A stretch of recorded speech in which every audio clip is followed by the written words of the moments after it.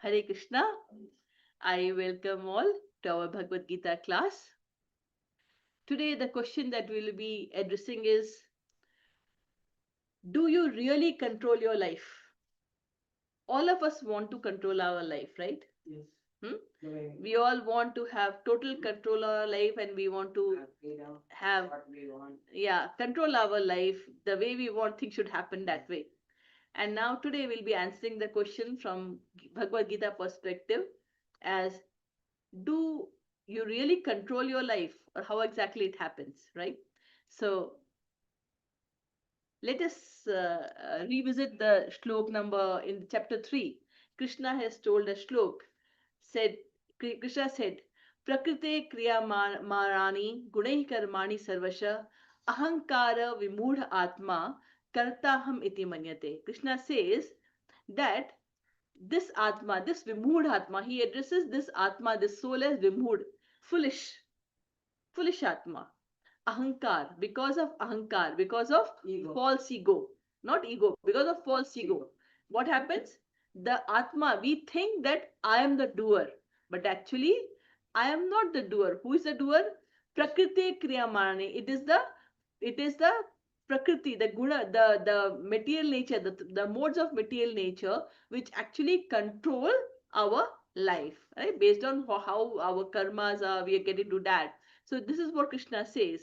Now, why he says ahankara? Ahankara, vimud atma, when he says, actually he's talking about, why he's saying it's vimud atma? Because this atma, the soul as such is pure.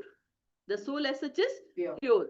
And what it is, as Krishna has told in the 15th chapter, he says, Mamaivansho Jivaloke Jivbhuta Sanatana. Atma is nothing but a part and parcel of me. That is what he explains in the 15th chapter. And also in the second chapter, we have learned when Krishna says that the soul is eternal, it cannot be cut, it cannot be withered, everything, like it's there and it always exists. Now, but then what happens? Because we come into this material world, we become conditioned by the prakriti, by the modes of material nature. What is the mode of material nature? By goodness, passion, and ignorance, based on our previous karma, because based on our previous association, we get entangled and we want to enjoy away from Krishna. So we come to this material world. And when we come to this material world, the soul is pure. But because we take this body, we start identifying ourselves with the body. Instead of knowing that I am Sushmita, the soul is different and the body is different, and I have taken this body because of my karma, what happens? I forget about my atma, I forget about soul, what soul is. But what happens? I start identifying with this body as Sushmita, and I don't bother about soul at all. I only think about this body as Sushmita, as soul, and I do everything for this body in the life. And because I do, that is a false ego. False ego means not understanding the real position of Atma, which is actually a part and parcel of Krishna, and it has to go back to Krishna. We identify with this material body. And what is this material body? This material body, as we have learned, it is made up of all Prakriti, material nature, which is Jad, which does not have life. But soul is a marginal energy. It is the marginal energy. And but what happens? The soul gets attached to this material elements and start understanding itself as a material, and we start identifying ourselves with the body, and whatever we do with this body, we think that I am doing, and because of that we get bound in this cycle of the bondage is there. The day that we understand that I am not this body and I am the soul which is separate, once we understand that, and we just don't, as we read in the last class, we don't attach ourselves to the body and do our work, then what will happen? We will actually move towards, the soul will move towards liberation, right? So what Krishna has said, that the only people who are vimud, who are foolish, thinks that I am the doer. But in the 18th chapter of Bhagavad Gita that we will be starting today, Krishna explains the 5 factors of action. Whatever action that we do, there are 5 factors that influence that action. It is not just me that does the action, but there are five factors that influence the action that we do. And this is from shlok number 13 to 17. So let us read the shlok number 13. Let's see who are those five elements which actually control our actions. Yeah. So shlok number 13, 18.13. पंचैतानि महाबाहो पंचैतानि महाबाहो कारणानि निबोध मे कारणानि निबोध मे सांख्ये कृतान्ते प्रोक्तानि सांख्ये कृतान्ते प्रोक्तानि सिद्ध्ये सर्वकर्मणां सिद्धे कर्मकर्मणां पंचैतानि महाबाहो पंचैतानि महाबाहो कारणानि निबोध मे कारणानि निबोध मे सांख्ये कृतान्ते प्रोक्तानि सांख्ये कृतान्ते सिद्धये सर्वकर्मणां. सिद्धये सर्वकर्मणां. So in the 13th shloka, Krishna explains Siddhaye sarva karmanam. Sarva is all, karmana means all work gets done. Siddhaye gets done by how? Panchaitani Mahabaho. Mahabaho is Arjun. Krishna is addressing Arjun as Mahabaho, which is Almighty Armed One. What is he saying? Panchaitani Karanani. Panchaitani means there are five factors, five karan. Karan is reasons, five karans which actually siddhyek sarva karma, because of which all the work actually happens. And from where is he quoting this? He is quoting it from Sankhya Kritante. Sankhya Kritante is what? From Vedant philosophy. Sankhya is from Vedant Kritante. Kritante is end of Vedas. What is end of Veda? It is the Vedanta. Vedanta is end of the summary of Vedas is in Vedanta. So Veda Sankhya Kritanti Proktani. So based on the Vedanta philosophy, I am telling you Nibodh me. Nibodh means now I am going to tell you. So what is I am going to tell you? That whatever actions, all the karma that we do are actually influenced by the five factors, right? And that is the five factors we will read in the next few shlokas, right?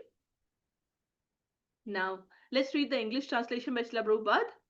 O mighty armed Arjun, according to the Vedanta, there are five causes for the accomplishment of all action. Now learn of these from me. 18.14. Adhishtanam tatha karta karanam cha prithak vidham vividhascha prithak cheshta devam chevatra panchamam. Adhishtanam tatha karta karanam cha prithak vidham vividhascha prithak cheshta devam chevatra panchamam. So Krishna explains Adhishtanam. Adhishtanam is the first thing. That is a place of action. Adhishtanam is the place of action. What is the place of action? Now this is, so currently when we are in 18th chapter, as I have explained earlier, Bhagavad Gita is of 18 chapters. Now the first 6 chapters is mainly focused on Karma Yoga, Dhyan Yoga, a bit of Jnana Yoga. The middle one from 7 to 12 is on Bhakti Yoga, and from 13th to 17th is on Jnana Yoga, and 18th is conclusion. So the first 12 slok that we read in the last class was actually about the Karma Yoga. So their conclusion, the 18th chapter is a conclusion, a summary of all the 17 chapters, right? So in the first 12 slok, Krishna has given a summary of Karma Yoga. Now from 13 onwards, he takes us to Jnana Yoga. Now he's talking more of from the summary of the Jnana Yoga. And if you remember, we talked about in the 13th chapter about Kshetra and Kshetragya, right? We talked about the question that when Arjuna asked about what is Kshetra and who is the Kshetragya. So what is Kshetra? Kshetra is this body, this Sharir, this body which is made up of material elements is Kshetra. It's called the field of activity. Kshetra is the field of activity. And who is the Kshetragya? Someone who knows this body is the Kshetragya. And who knows this body? It is the soul and the super soul which is residing inside. Remember? So this is what we read in the 13th. So 13 to 17 is Gyan Yoga, and slowly you will see that now what you all will read will be a culmination of a summary of what we have read there, right? So first thing Krishna says, the out of the which are the five factors?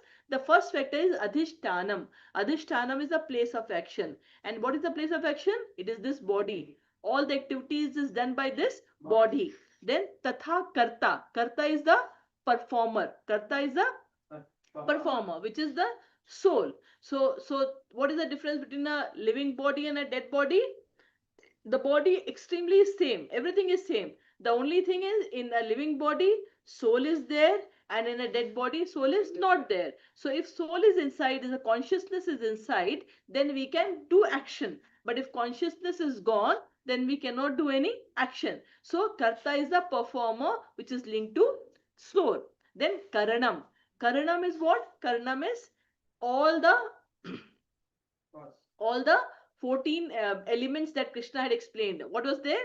It is about our Gyanendriya, our Karmendriya, because of which, how through which we take the action. For example, what is our Karmendriya? Our hands, our legs. So these are our, they are a Karmendriya, right? Through which we perform action. And then our Gyanendriya, with which we gain knowledge, our eyes, our nose, our touch, tongue, right? So all these are our what is it? Gyanendriya. So these are the karana. Karanam is the through which we perform the action. Okay. Karanam cha prithagvidam. The different type of karanam. The different types are like hands, legs, then eyes, ears. These are the different types of karanam through which we do actions. To actually do the actions.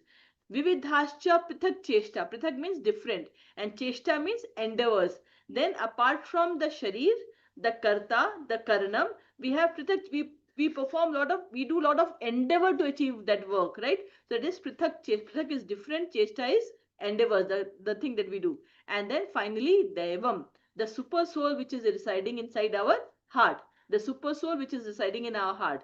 These are the five factors through which an action happens, right? So let us now read the translation by Srila Prabhupada. The place of action, the body, the performer, the various senses, the many different kinds of endeavor, and ultimately the super soul. These are the five factors of action, right? So we'll go back to 13th chapter, 22nd shlok, where you don't have to go, where what Krishna has said in the 13th chapter, 22nd shlok. Krishna has said, उपदष्टा अनुमंता च भर्ता भोक्ता महेश्वरः परमात्मेति चापयुक्त देहम अस्मि पुरुष param. What he has explained, updashta. What is the meaning of updashta? Updashta is the overseer who is seeing all the things that to happen. He is seeing, overseer, he is seeing everything. Updashta. Anumanta. Anumanta means he is a permitter. Permitter means yes, approved or not approved. So what happens?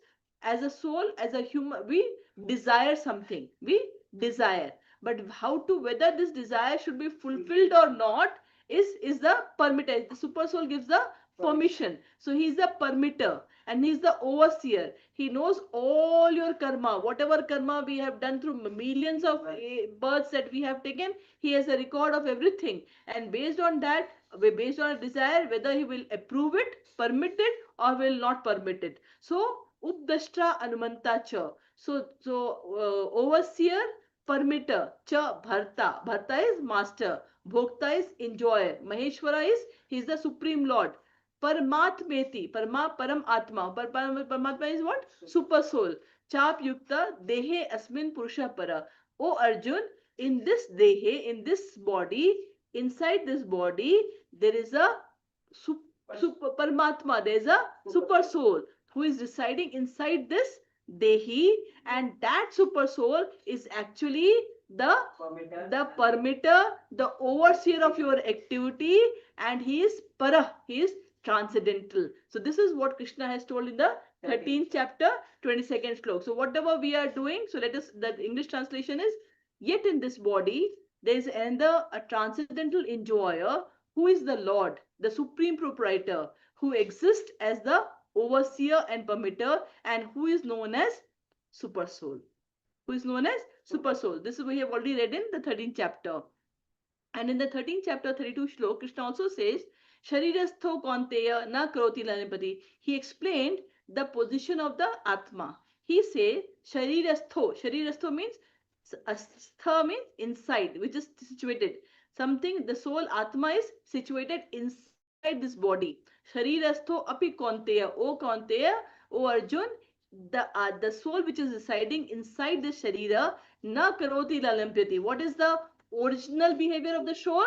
So it does not do anything, and neither it gets entangled in anything. That is the actual position of the soul. The soul is a part of Paramatma Krishna, and its actual position is it does not, neither it performs any action, neither it gets entangled to thing. But then what happens, once it gets contaminated because of this events is get, when it comes to this material world, it starts identifying with the body. And then what is this body? This body and this material world, it is a material energy. It is defined by the material energy. And when it gets linked to it, then what happens? It actually gets into the it starts identifying as themselves, and actually it results into our repeated birth and death. But if the actual position of the soul, instead of attracted towards the material energy, gets attracted towards spiritual energy, towards Paramatma, towards God, then what happens? It moves towards liberation, right? So soul as such is pure, but it all depends upon where exactly the soul gets bound, to the material energy or to the spiritual. To the accordingly, either the soul will move towards liberation or it moves towards the bondage in this birth and death, right? So this is what we have already read. So here Krishna says that the performer, the ways, so we have read the English translation, right? So these are the 5 factors which actually perform all the actions. Now let us go to the 15th shlok. शरीर शरीर वाक् मनोभिर्यत् कर्म प्रारभते नरः न्यायं वा विपरीतं वा पंचैते तस्य हेतवः शरीर वाक् मनोभिर्यत् कर्म प्रारभते नरः न्यायं वा विपरीतं वा पंचैते तस्य हेतवः. So here Krishna explains sharir. Sharir means body. Vak means speech. Mano means mind. Anything, karma is work. Anything that is done by body, speech or mind. Prarabhate nara.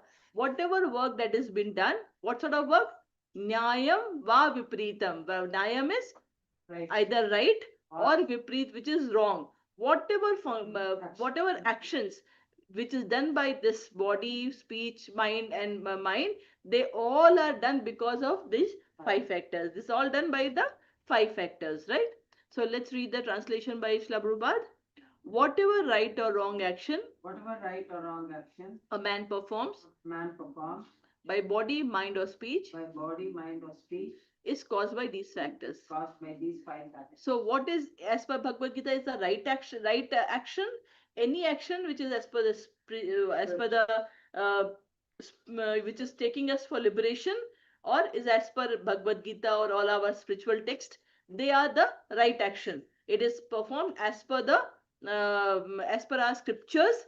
They are the right action. But anything which is not performed as per the scriptures and which is going to take us towards the bondage is the wrong action, right? So this is what explains the 15th shlok. Now let's go to the next shlok, 16th. Tatraivam sati kartaram atmanam kevalam tuyah pashyatya akrit buddhitvan न स पश्यति दुर्मति तत्रैवं सति कर्तारम् आत्मानं केवलं तु यः Pashyatya akrit buddhitvan Pashyatya Buddhitvan na sa pashyati durmatihi. Na sa Pashyati Durmatihi. So now Krishna explains here about durmati. Dur means bad, mati is buddhi, and pashyati means sees. What does they see? Kartaram atmanam. Kartaram atma. Kartaram means I am the doer. Kartaram atmanam. Atmanam is I am the doer. When kevalam is only I am the doer.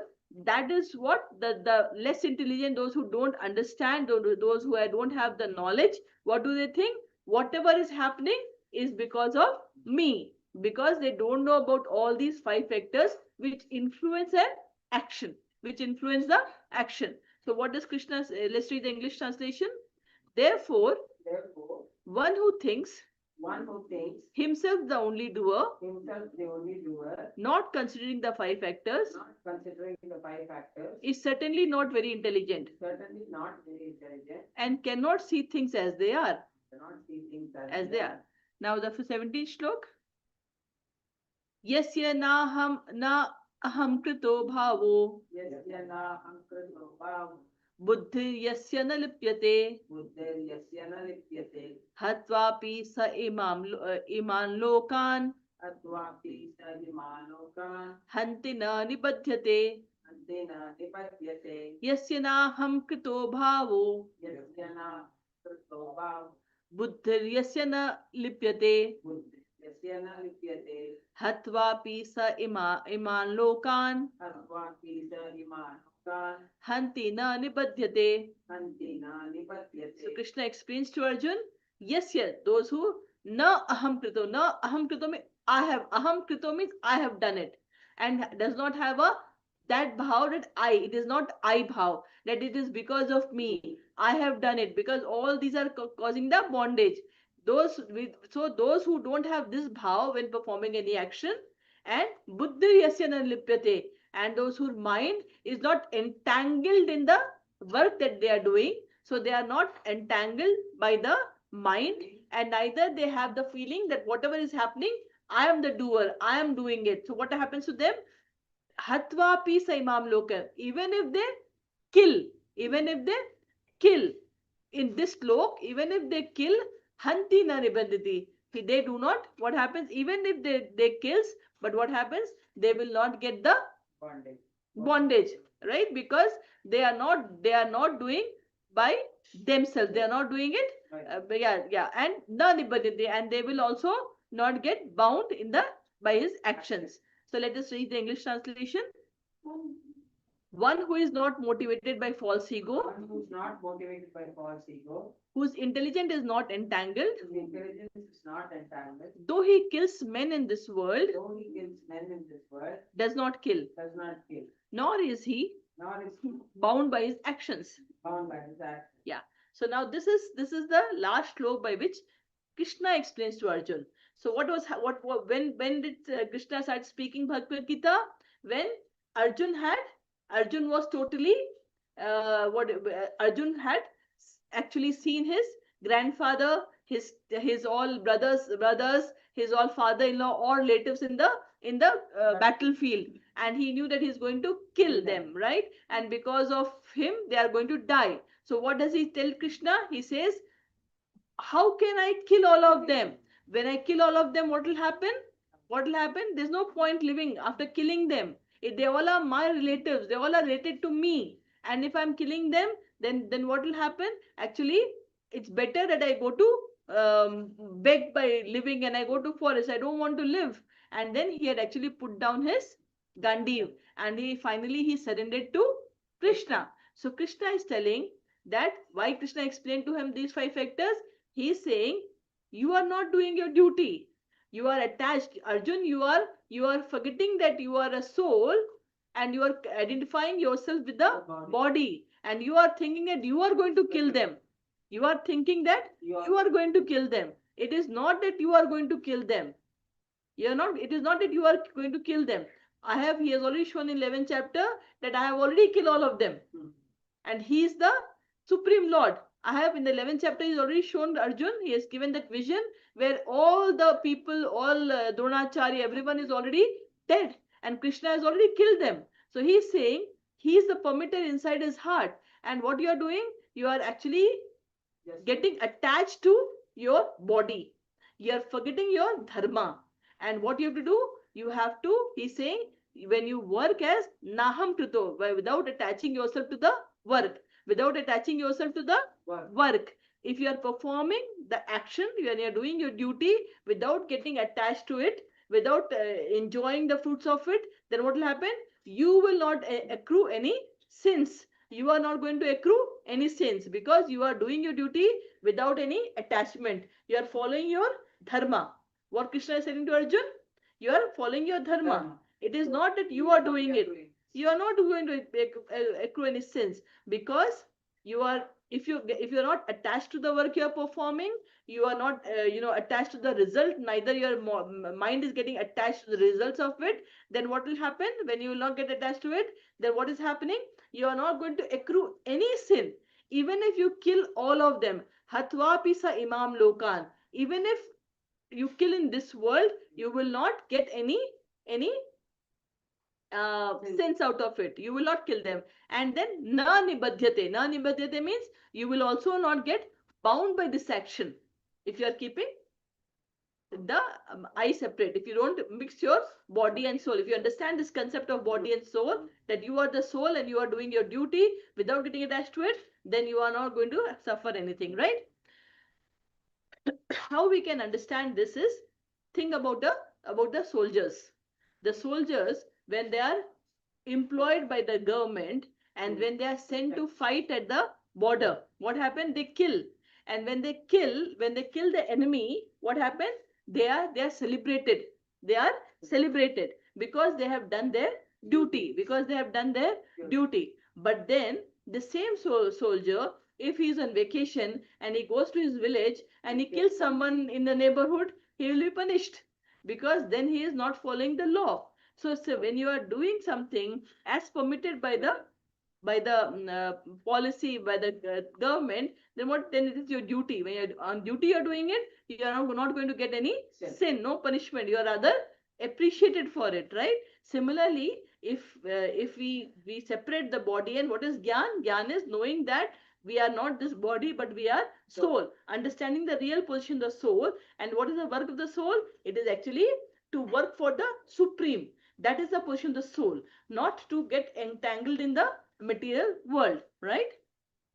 So, do you really control your life? Again, so let's look at this question that we started with.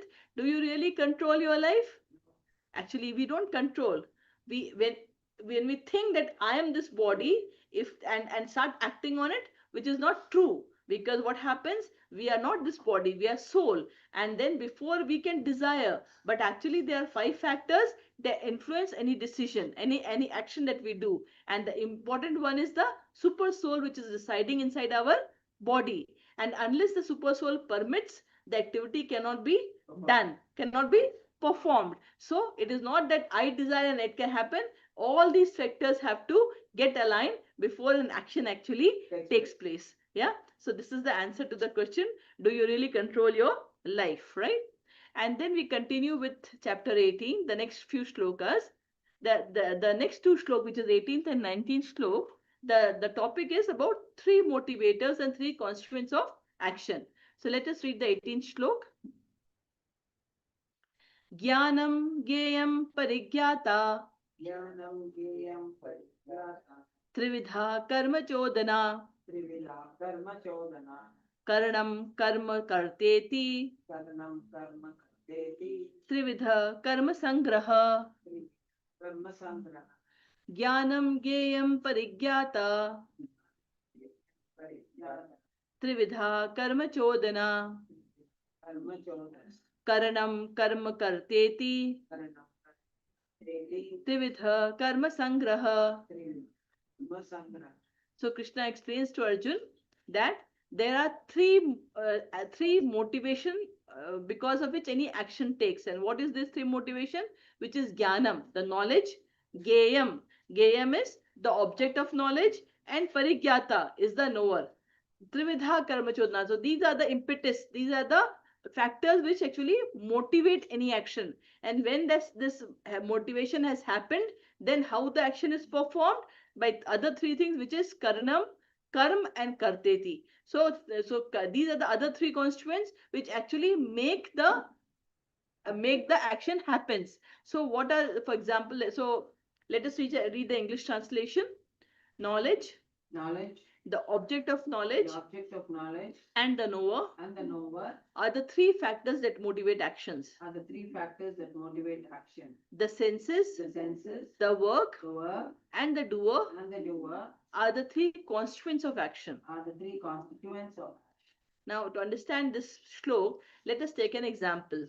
Now, suppose when I feel thirsty, yeah, so the knowledge that I am feeling thirsty is the knowledge, right? That I'm feeling thirsty. Now, once I know I'm feeling thirsty, what I'll do, I'll take water.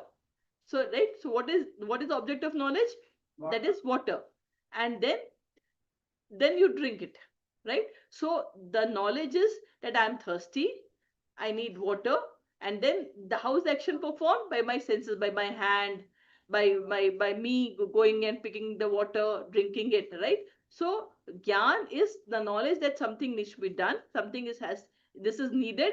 Gayam is that thing will satisfy that thing, and parigyata is someone who's going to perform, the knower who's going to perform that yeah, yes, I need it. Sushmita needs water, yeah. And then the senses, my hand will go, it will go to the pot, pick up the water and drink. They are the constituents of the action, right? They are the constituents. And if we relate it, then what will happen? Karma sangraha will happen. Then what basically, then if I get attached to it, then I will sangraha, I'll collect my karmas. Yeah. Let's go to the 9th shlok. 19th shlok.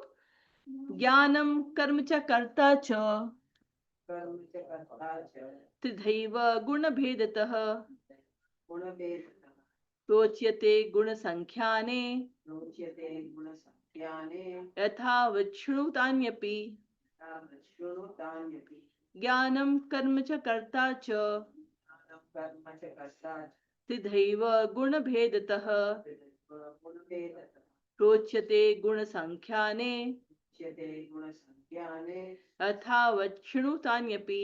यथा शृणुतान्यपि. So Krishna says that now after 13th chapter we have read in the Bhagavad Gita 14th chapter about the modes of material nature. Modes of material nature, where we said the Prakriti has three modes, and whatever happens is influenced by the three modes of material nature, which is the goodness, mode of passion, and mode of ignorance. This is what we learned in the 14th chapter. So here Krishna is saying that even Gyan, knowledge, karma is work, karta, the one who is doing the work, they are also of three types. They also falls under the mode of material nature. They also fall under the mode of material nature, and based on that, and I now hear it from them, and now I'll explain to you about it. So let's read the translation by Srila Prabhupada. According to the three different modes of material nature, there are three kinds of knowledge: action, and performer of action. Now hear of them from me. Right? Now in the 14th chapter, Krishna has explained what exactly happened in the mode of goodness. Those people, though any person who is in the mode of goodness, and when they are performing action in the mode of goodness, what happens? They basically become any action that is done in the mode of goodness, it is illuminating. For example, you go to the temple, or you perform some yajna, or you give some charity. So what is happening when you are doing it? Then it's what is going to give you some happiness. It is going to give you some positive karma, right? So it is illuminating. It is actually helping you to become purer. It is helping you to become purer. And similarly, Krishna has explained that when we do something in the mode of passion, when I need a lot of wealth and I'm really working hard for getting that wealth, what happens? Then I have unlimited desires in the mode of passion.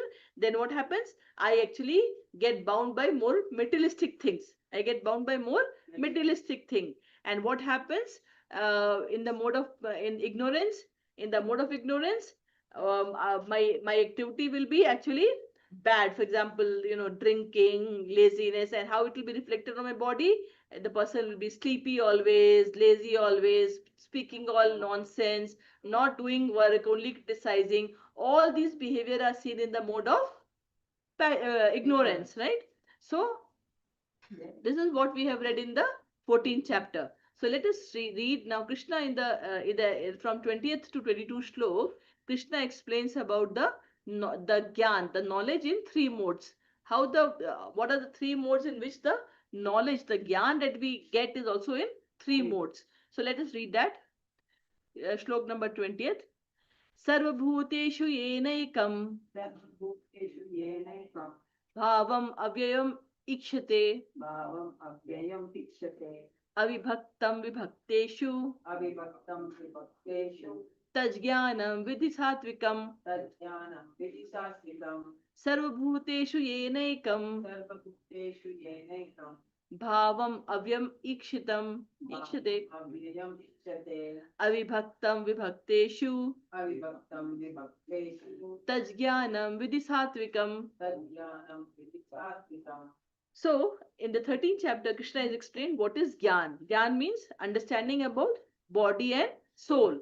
That is what is Gyan, knowing that body and soul is different. So, what is Gyan in the mode of goodness? In the mode of goodness, Sarva Bhuteshu Yenaikam. Sarva Bhuteshu means all living entity. Sarva Bhuteshu means all living entity. Avibhaktam. Avibhaktam means they are undivided. They are undivided. Ye naikam bhavam avyamikshitam. They are in which bhav? Although they are vibhakteshu, although they are divided, but they all have the same soul. It is the soul. Whether it is a human, whether it is a devta, whether it's an animal, whether any living entity that is there, the soul is same in they all have soul. They all have soul, and that soul is a part and parcel of living entity, right? So that the people that the when those people who have got this knowledge, they are in the mode of goodness. They are in the mode of goodness. This knowledge is in the mode of goodness, that whatever forms that we have, everyone has soul inside that, and it is the same soul which is part of Krishna. So that is in the mode of goodness. So let us read the translation by Srila Prabhupada.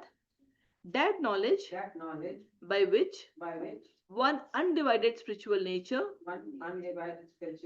is seen in all living entities, though they are divided into innumerable forms. You should understand to be in the mode of goodness. Right? Now we go to the next one, 21st. Pridakttvena tu yajnanam नाना भावान पृथक विधान वेति सर्वेषु भूतेषु तज्ज्ञानं विधिराजसम्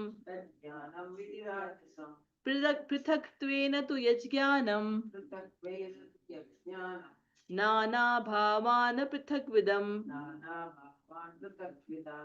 वेति सर्वेषु भूतेषु तज्ज्ञानं विधिराजसम्. So here Krishna says, Prithaktvena tu yajnanam. But those who sees that the soul, that for different people forms, there are different souls. Yeah.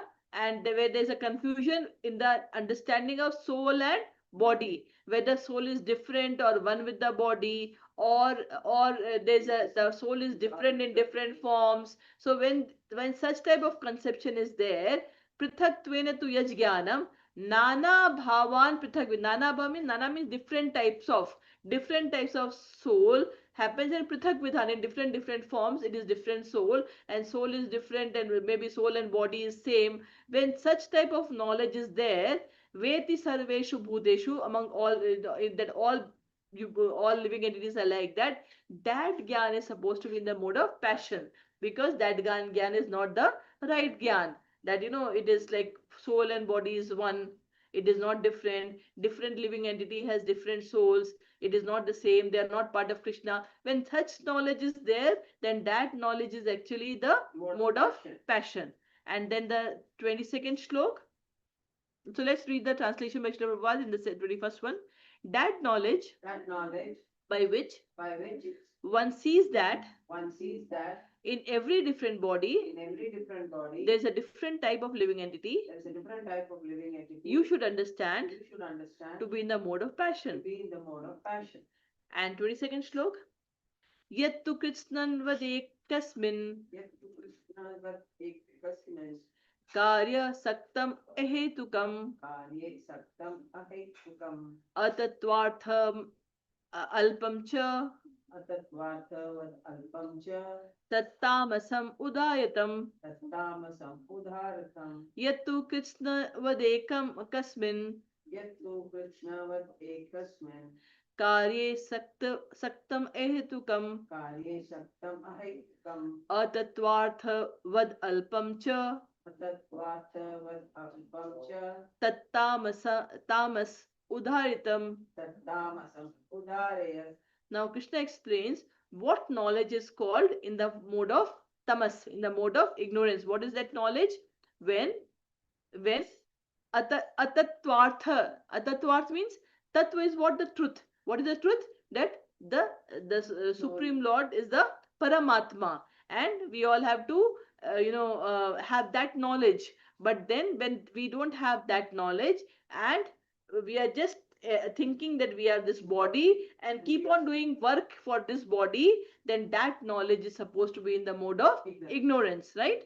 Yeah, when you don't, when does not have a knowledge about the paramatma, the supreme lord, but thinks that I am this body and this body is made only to keep on working and enjoying. If that someone who has that as a knowledge, then that is the mode of ignorance. So let us read the English translation.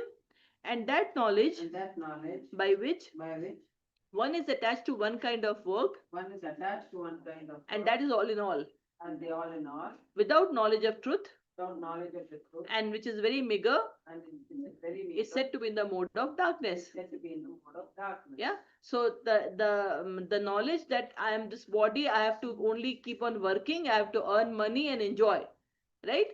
And I don't have to bother about, I don't care about knowledge about God, I don't want to read our scriptures. That is in the mode of ignorance, right? So then so this is what about knowledge. So this is what Krishna explained about knowledge in three modes. The knowledge in goodness means that those people who are knowledge in goodness means they know that soul is a part of Krishna, and in whichever form it is, whether it is Devi Devta, whether it is human, whether it is animals, whether it is trees, the soul, or for all living entities, soul Atma is there, and they all are actually one. They all are part of there, they are there. That is in the mode of goodness. But in the mode of passion means when they don't understand that soul, and they think that soul is different in different people, different animals, and also sometimes there's confusion about soul and body, whether it is one or different. So that knowledge is basically in the mode of passion. And that knowledge who doesn't bother about all these things, has taken a form of body, is only thinking this, my life is made up of enjoying, working, get the wealth and enjoy. That is in the mode of ignorance, right? Then we go to the next three modes. Now Krishna then explains about karma, work in three modes. So what is work in three modes? Let us read about that. Niyatam sangarahitam Niyatam sankarahitam aragadveshatah kritam ragadveshatam afala prepsuna karma phala prepsuna karma yattat satvikam uchyate yat satvik uchyate niyatam rahitam niyatam sangarahitam araga dveshat kritam paragadveshatam afala prepsuna karma apala prepsuna karma tat yattat satvikam uchyate. yat satvikam uchyate. Now Krishna is explaining about the work, karma. So what sort of karma work? If the work is niyatam means regulated. It is regulated. It is not what I want to do, I will do it. It is my wish, so I will. No. It is regulated means it is as per the scriptures. When we are doing work as per the scriptures, so it is regulated. Sangarahita. Sangara means without any attachment. I am doing my work Sangarahita, without any attachment. Araga Dveshat, without any, again, without any envy and without any expectation. When I am doing the work, Afala Prepsuna, without expecting any fall out of it, without expecting any result, enjoying the result of that karma. And that work is supposed to be in the mode of sattvic, that is the mode of goodness. So let us uh, read the translation by Srila Prabhupada. That action which is regulated and which is performed without attachment, without love or hatred, and without desire for fruitive results, is said to be in the mode of goodness. Right? So any karma, when I'm performing, I don't get attached to it. I don't want to, whatever results is coming, I don't want to enjoy the result for that. Neither I have any envy for that. Or when the karma is performed in that way, then it is in the mode of goodness. Let us read the next one, 24th shloka. Yatu kamepsuna karma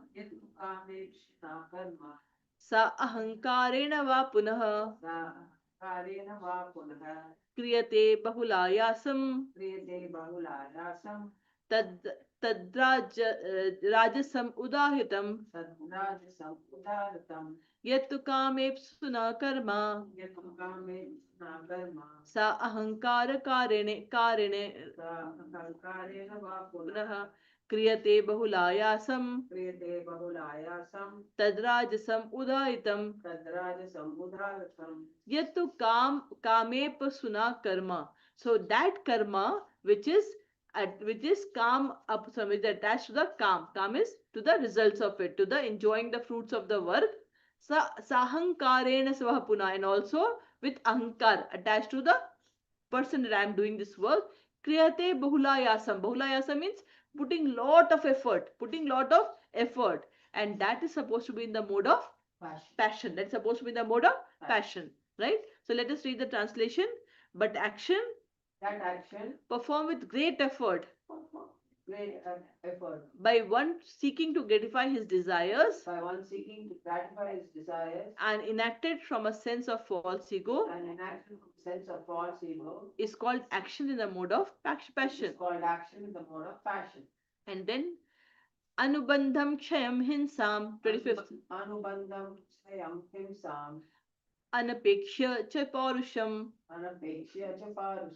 mohadarabhyate karma yattamasam uchyate anubandham kshayam hinsam anapekshya cha paurusham mohadarabhyate karma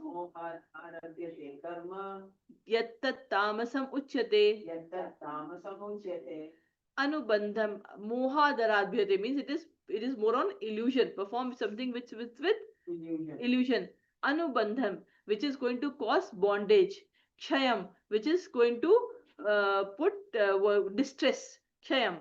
Hinsa is with violence. When we are doing such work with illusion, then it will be in the mode of ignorance. So let us read the translation by Srila Prabhupada.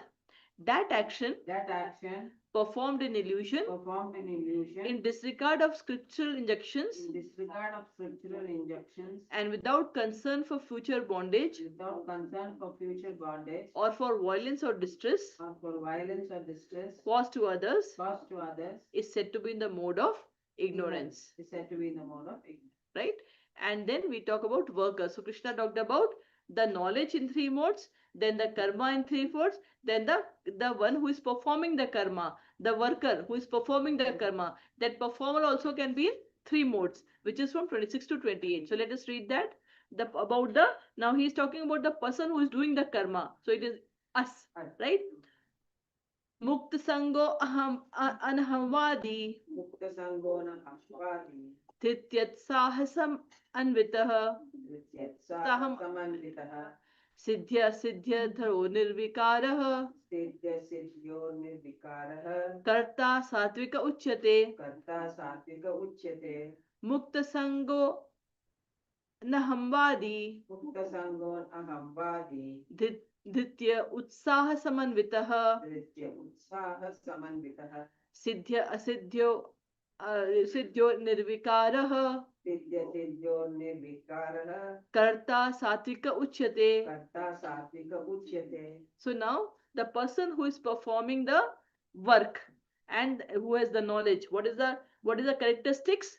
The characteristics Mukta Sango is free from any wrong association of any materialistic people. So Mukta Sango is performing the duty without any association.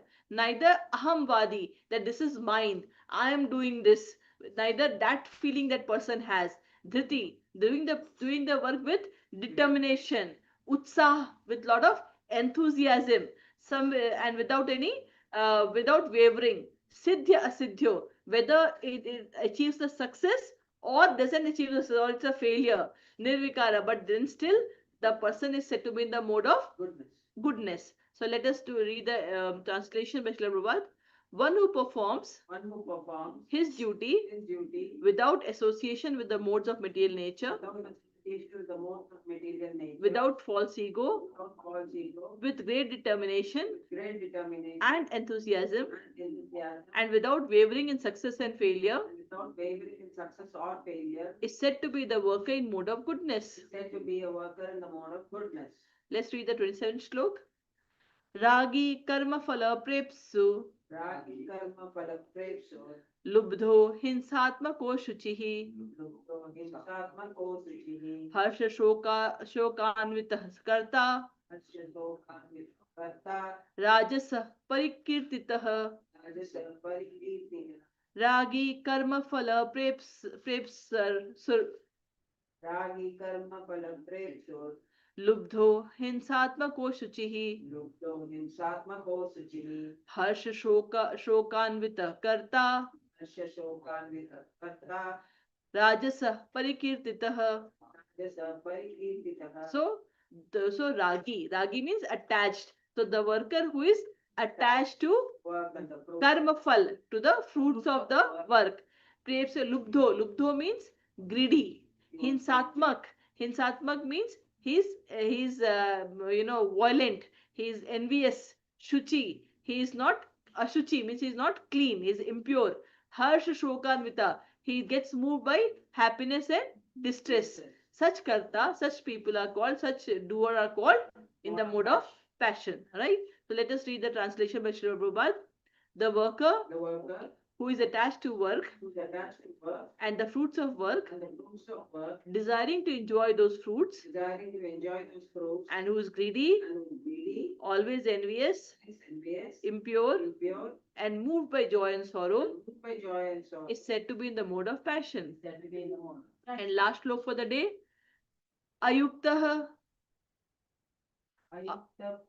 Ayuktah Prakrita Stabdha Shato Naisha Kritokulasa Vishadi Dirga Sutri Cha Karta Tamas Uchyate Ayuktah Prakrita Stabdha Shato Naisha Kritokulasah Vishadi Dirga Sutri Cha Karta Tamasa Uchyate. So let us read the translation of Srila Prabhupada. The worker The worker who is always engaged in work he was always engaged in work against the injection of the scripture, against the injunctions of scripture, who is materialistic, is materialistic, obstinate, obstinate, cheating, cheating, and expert in insulting others, hurt in insulting, and who is lazy, and lazy, always morose, always morose, and procrastinating, and procrastinating, is said to be the worker in the mode of ignorance. said to be the worker in the mode of ignorance. Right? So today Krishna explained to us the first, we started with the 5 factors. That we are not the doer.